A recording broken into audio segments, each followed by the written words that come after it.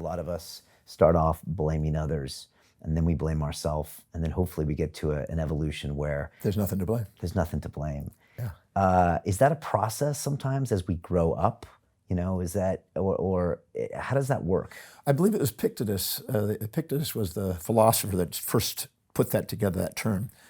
And most people want to be victims of their history instead of masters of their destiny at first. They want to look at an external source. And as a result, they blame these things outside themselves. Then they blame themselves because they have this injected value system of mothers, fathers, preachers, teachers, conventions, traditions that they're comparing their life to, and they think, oh, they're making a mistake. And eventually they realize, no, there's a transcendent awareness, as Kohlberg describes, where you realize it wasn't either of those. There's just something to be grateful for. And I think that that's a liberating state that not everybody attains on a consistent basis by any means, but they certainly have a yearning innately, a calling to transcend the judgments, the lower moralities of punishment rewards that they get themselves into.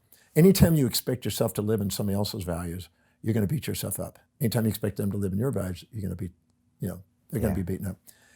But if you start to realize that you live in your own values, Einstein said it, if you're a cat and you're expecting to swim like a fish, you're going to beat yourself up. You're not going to appreciate yourself. Or if you're a fish expecting to climb like a cat, you're going to beat yourself up. But if you honor yourself as who you are, according to what you truly value, and live honorably by priority according to what's authentic to you, you build momentum doing extraordinary things and exemplify what's possible for other human beings. That magnetizes opportunity and creates a leadership role that inspires.